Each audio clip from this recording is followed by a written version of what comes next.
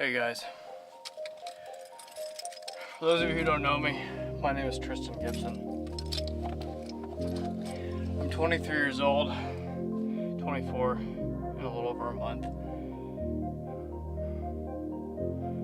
Actually, like 2 months away.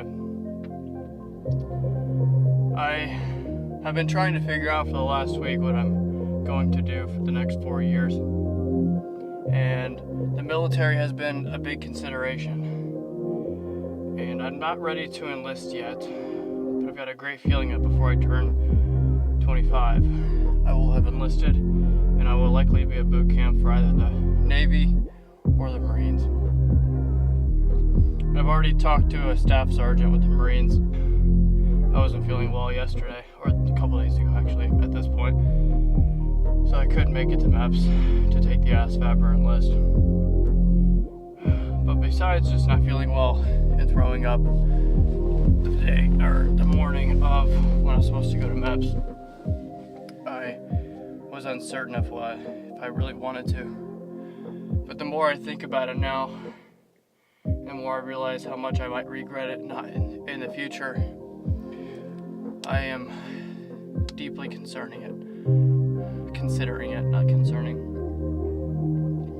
Ever since I was a freshman and sophomore in high school, sometimes even before that, I dreamt of going to a particular field and serving.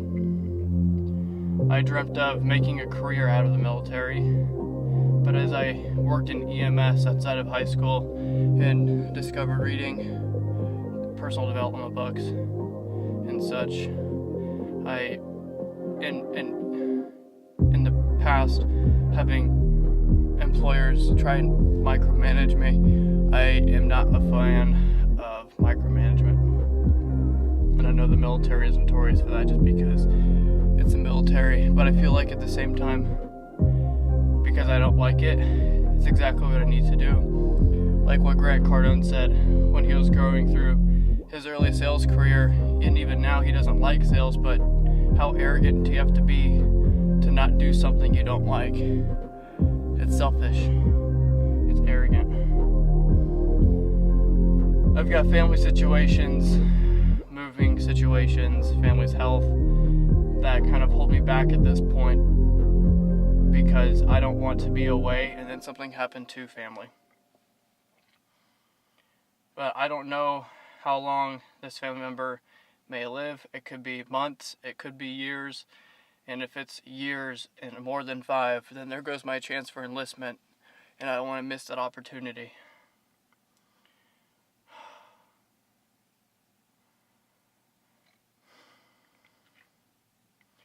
I love working out, I love fitness, I love driving myself to push heavier weight, to develop myself in more ways than just lifting weight and developing a great physique, but also to increase my cardiovascular effectiveness and overall fitness. I used to box. I still train on the heavy bag and spar with a few people here and there. So I've got a good feeling of what combat, not fire combat, but hand-to-hand is like. Not necessarily life and death, although in some circumstances in the ring you feel like you're fighting for your life because you know that the other person might as well kill you if he hits you in the right place or hard enough.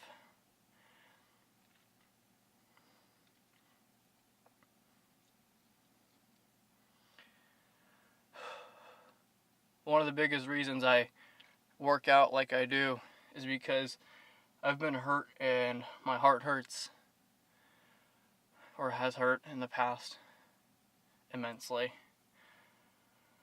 And although I try to find someone who is as driven or as passionate about whatever their thing is as I am about mine, no matter who I talk to, they seem to disappear. So it's difficult for me to find somebody who's interested and mature enough to realize that being in a relationship isn't an option whenever it's convenient for you. It's a decision. So if you're my future girlfriend listening to this right now, please make a decision to be with me and don't consider me an option, because I was an option to one person for 3.5 to 4 years, and I can't do that again. It hurts. And if you've ever felt like an option to somebody, you know damn well what that feels like. I just got done with a workout over here at Anytime Fitness, and I want to compete in a competition in November.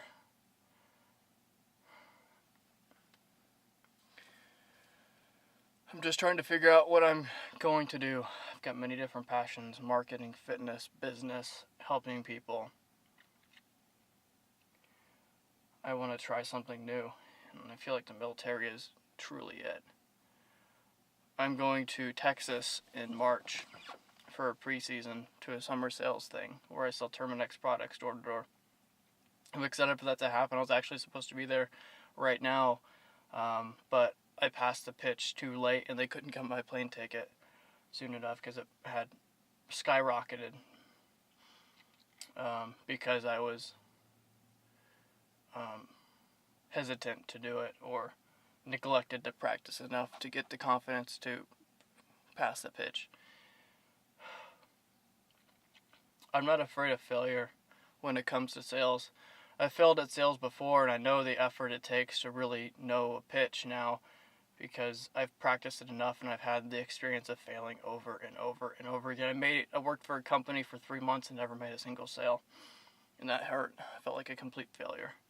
So I'm not necessarily afraid of failure, but I don't want failure.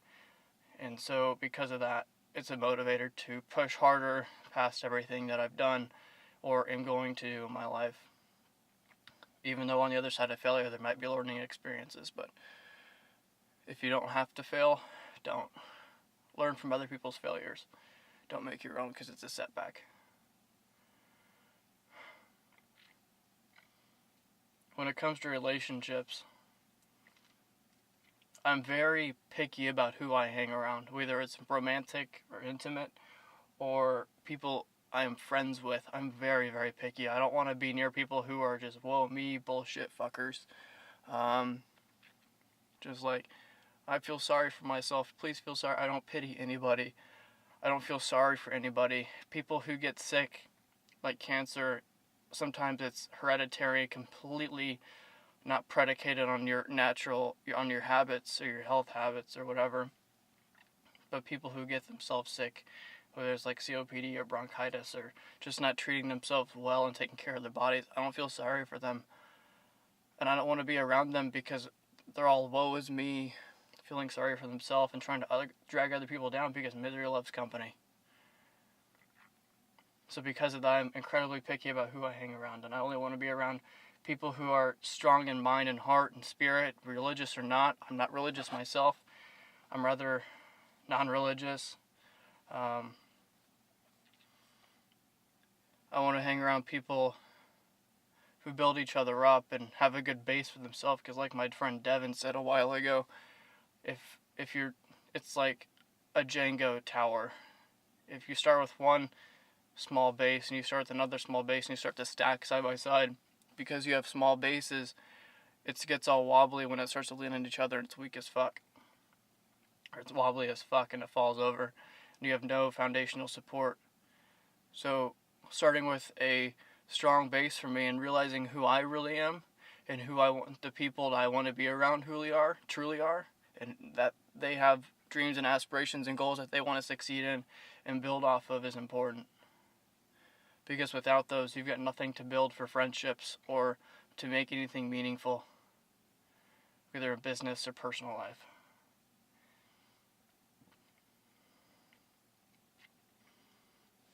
For romantic relationships, those are hard for me. Not because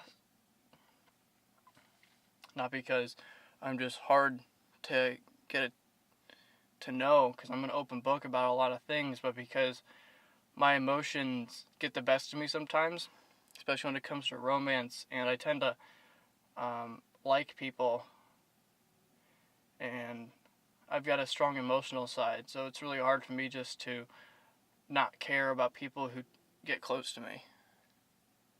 Now, granted, if I have to do something like punch somebody in the face, I can easily do so, because from boxing I had to learn how to think of people as objects when it comes to combat, or when it comes to saying things that people don't necessarily want to hear, but they'll benefit from hearing, because it'll give them a different perspective and hopefully change their paradox in certain circumstances. And they can use that however they see fit if they don't react to it in a reactive way. They stay optimistic with it and use it to their advantage.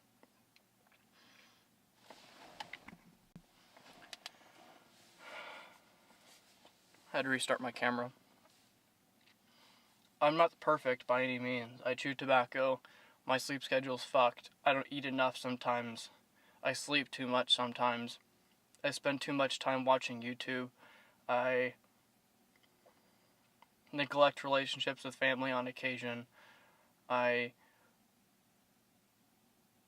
get in my own head, and sometimes I don't do enough to feel productive throughout the day. My room's a mess right now, as it often is. I've never had a real organizational built habit, per se. I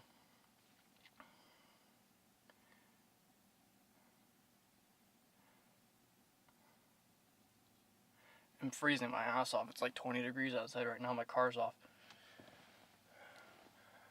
I don't know what to do right now.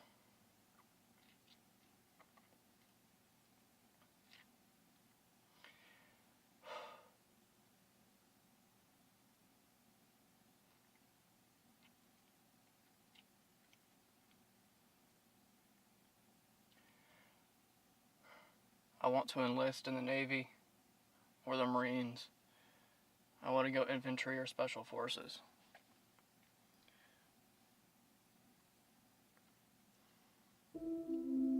But I'm scared too. I'm also scared that if I don't, I'll regret it. So I think I should. And Mom, if you see this, don't be upset if I do this. Because it's something I feel like I need to do in my lifetime, just because if I don't, I'll regret it.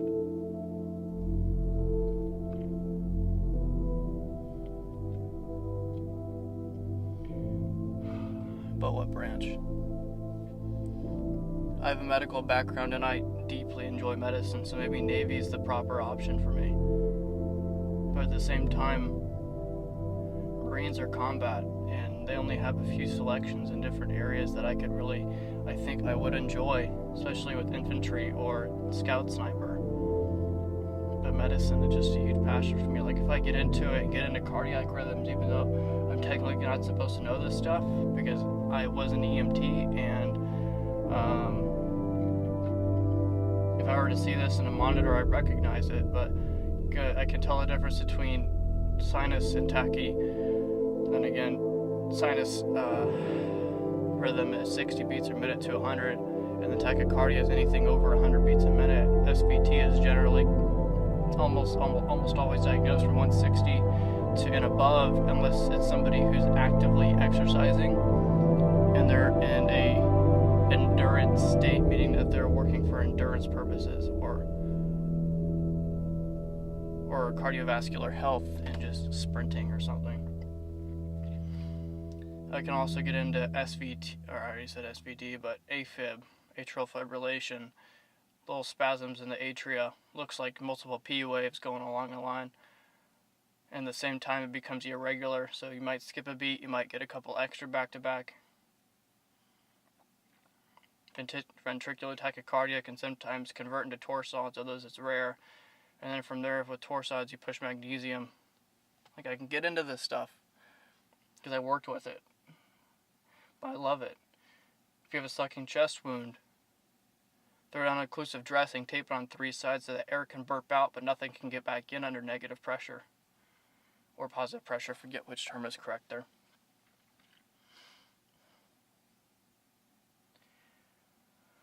Compartment syndrome is when your legs are crushed, or you're crushed in general, and you pull, let's say, an engine block off somebody's lap, and all the blood rushes from the top of the body down into the legs because it's all push up, and then you go into decompensated shock fairly quickly because all the blood rushes out of you and into your legs, out of your brain and arms and heart and all your vital organs that are above your legs, it's often fatal. I can just talk and talk and talk. I love that stuff. So I'm thinking Navy. I'll have to talk to Staff Sergeant. It's fucking cold. This is just my thinking right now. Documenting the process of how I decide what to do with my life, so my future generations in my family or other people can watch this. Far in the future, my kids, or even my wife in the future, so she can kind of understand where I come from, how I got to where I was or would be 10, 20, 30 years from now. What do I do, guys?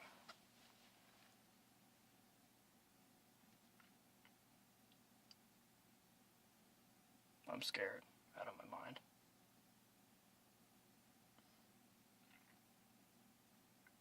It's my life. I have to decide for myself. I can't let any other people's opinions waver. It has to be good for me. Waver my judgment and what I think is right. It has to be good for me. It has to be my decision. Because if you let other people dictate what you do with your life, you're not living your life anymore.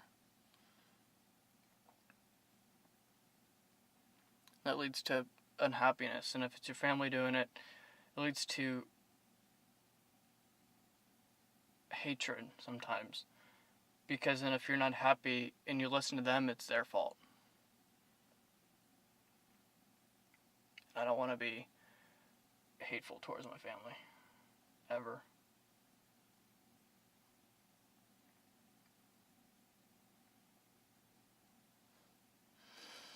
What do I do, guys? What would you do?